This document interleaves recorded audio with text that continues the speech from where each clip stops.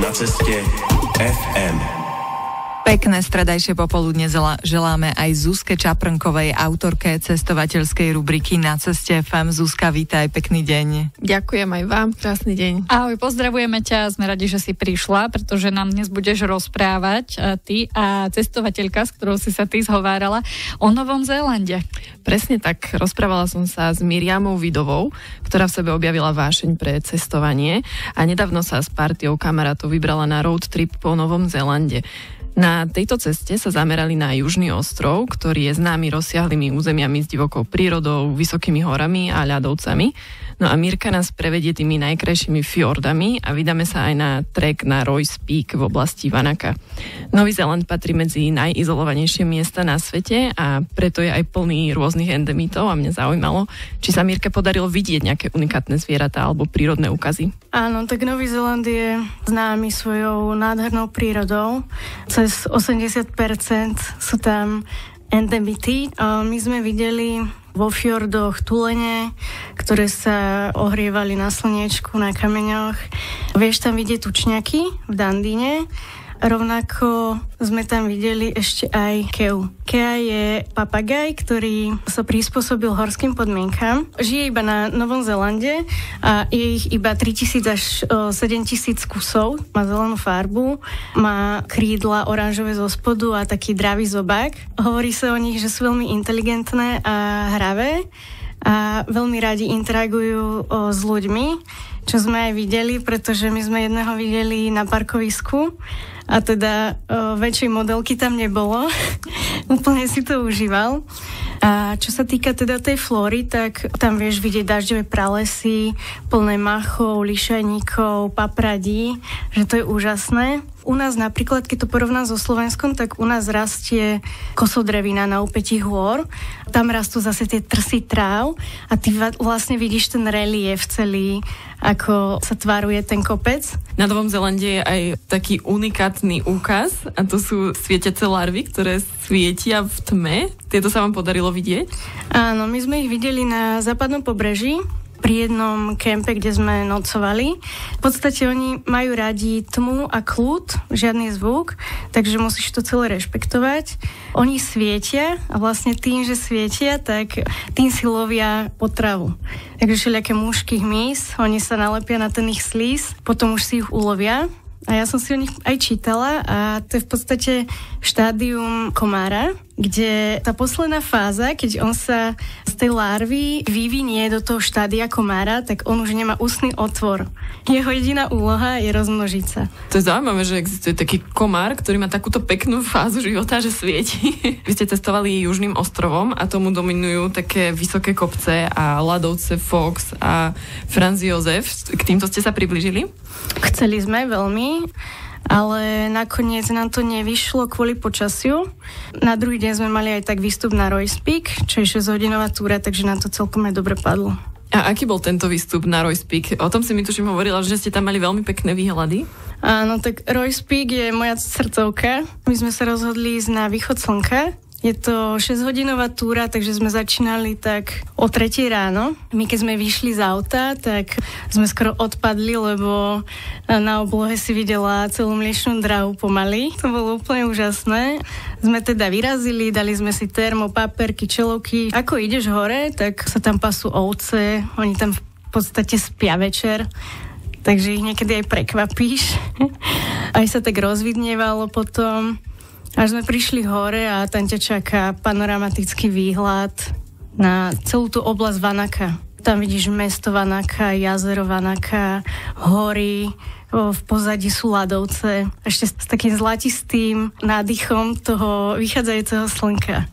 A vy ste navštívili na tejto ceste aj oblasť Fjordland, ktorá je teda plná fjordov a tam ste absolvovali aj plavby v 2 fjordoch. Boli ste v Milford Sound a Doubtful Sound. A tak aké boli tieto plavby? Opíš mi ich. Boli výborné.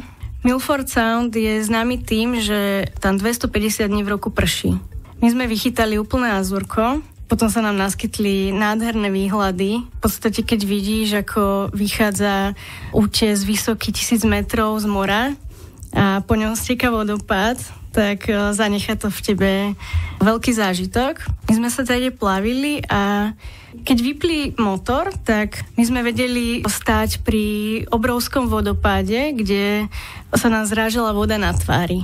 Vieš, že to bolo úplne úžasné, tá sila vody, alebo sme zastavili pri kameni, kde sa ohrievali tulene. Ono sa tam aj lieta, my sme teda využili túto variantu a bolo to veľmi dobré.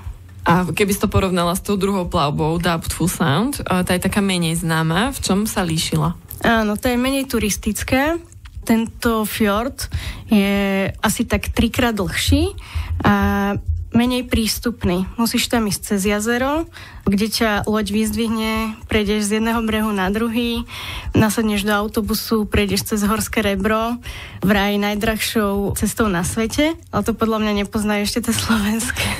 A vtedy začínaš vlastne na tom fjorde. No a tie fjordy sú už oveľa rozsiahlejšie, väčšie, až prídeš nakoniec k moru a tam je obrovská skala trčiaca z vody, na ktorej sú tulene, proste nádhera. V tomto fjorde sa nám podarilo vidieť aj delfíny, ktoré prišli priamo k lodi. Chvíľu plávali s nami, boli zvedavé, hrali sa, vyskakovali, takže to bol veľmi pekný zážitok. Nový Zéland je dnešnou témou rubriky Na ceste FM. Zuzka Čaprnková, autorka tejto rubriky, sa rozprávala s Miriamou Vidovou a ešte v tom budú pokračovať. Čo sa ešte dozvieme, Zuzka? Ešte sa pôjdeme s Mírkou Vidovou pozrieť na západné pobrežie južného ostrova do mestečka Hokitika, ktoré je historickým centrom lyžovania zlata. No a predtým si ešte zahráme, máme tu aj dnes pomoc a tip od nášho kolegu Potkana, ktorý vybral pesničku pre Na ceste FM a pripravil si pre nás skladbu od maorískej ženskej a kapela skupiny, aby bolo jasné, že maoríska tradičná kultúra nie je iba rituálny tanec háka. Na ceste FM.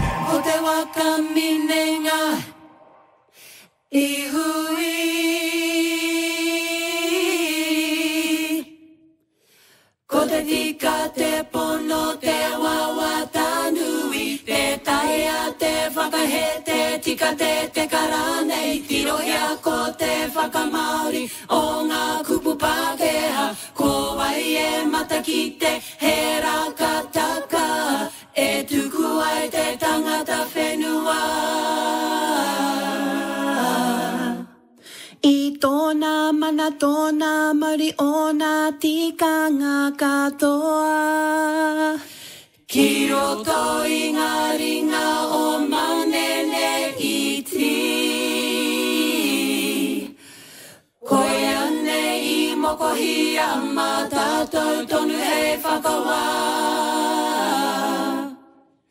Nōna mata i tau, manene mai, he pai pera, he punga taunga kawea, ora to hitori rangatira, hei pehi a tātou. Hei para te huarahi moara te mahi muna, tahai whenua, turaki wairua, huri noa te ao. Kai arahi a tātou ki te rautau rua, te kau kia kakama kia maha ki marire ma te tiriti te ki. Anei te oranga mo koutou, tukua mai te mana te kawanatanga. Whakawahia e tēnei reanga tangata, kei tēnā, o nā whakaro, he aha ka puta. He kuare, he mohio, he whakaputa mohio e kore e totika amua.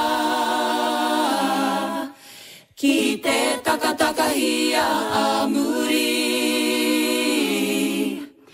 Ko tēnei te tika me moko hei ture, ki te whakawehe mei kore ka hinga, iriro whenua atu. E kore hoki, tōna nei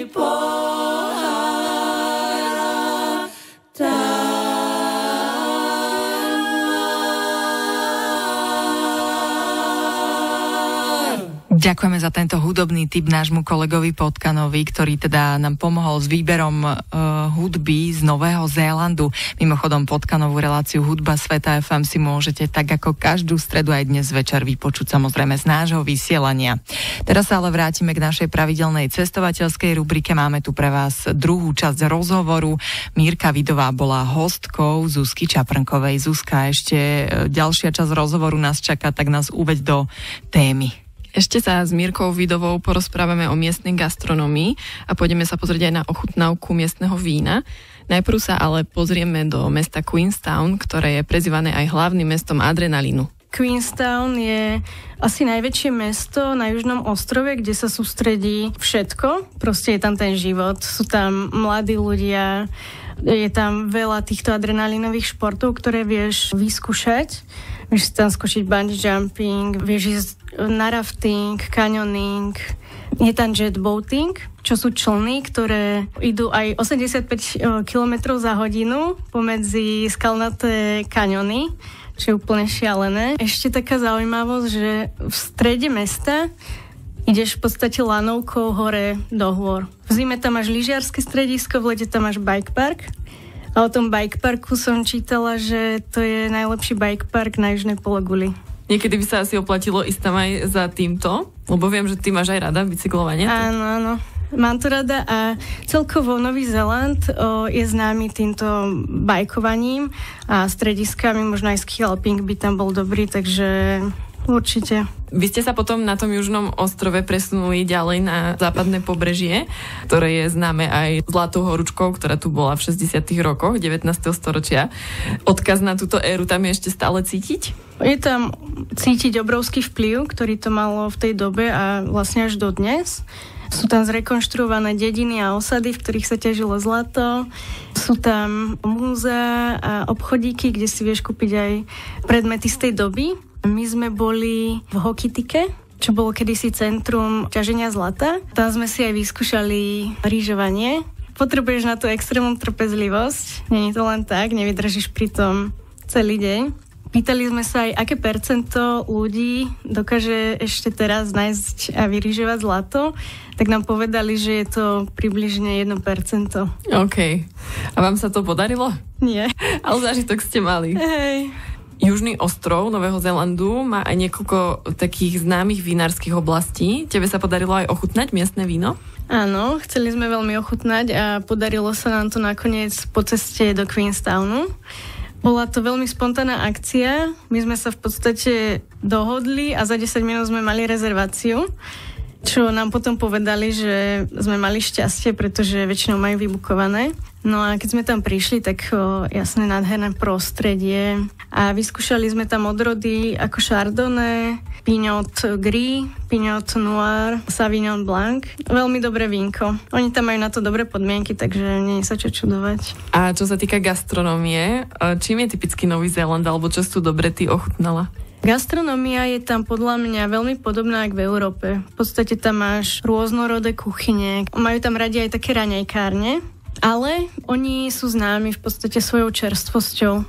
Majú radi čerstvé mäso, je tam strašne veľa dobytka, na každej lúke niečo chovajú, čiže jahňacina, hovedzina, potom ovocie, kiwi je ešte také známe pre nich. Také jedlo, čo sa mi zapísalo, tak bolo na jazere Tekapo.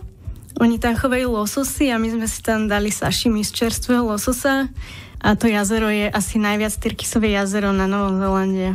Táto cesta na Nový Zéland, na tak odľahlé miesto na Zemi, ktoré asi sa nedá úplne porovnať s ničím iným, so žiadnou inou krajinou. Aký v tebe zanechala dojem? Čo si odniesla z toho Nového Zélandu? Odniesla som si hrozne veľa zážitkov. Rozšírili sa mi zase obzory, ako pri každom cestovaní. Stretla som sa so starými priateľmi, ktorých som nevidela snáď 6 rokov, ale našla som si tam aj nových, takže iba obohacujúce. Obohacujúca návšteva Nového Zélandu. Dnešná hostka Zuzky Čaprnkovej rozprávala v Na ceste FM práve o tomto mieste. Ďakujeme veľmi pekne, Zuzka, za toto rozprávanie. Mirka Vidová sa nám dnes venovala a počuli sme teda jej rozprávanie. Zuzka Čaprnková pripravila to dnešné vydanie a bude tu aj budúci týždeň v stredy po 15. sa u nás cestuje. Zuzka, ďakujeme. Ahoj. Ahojte. Na ceste FM. Rubriku na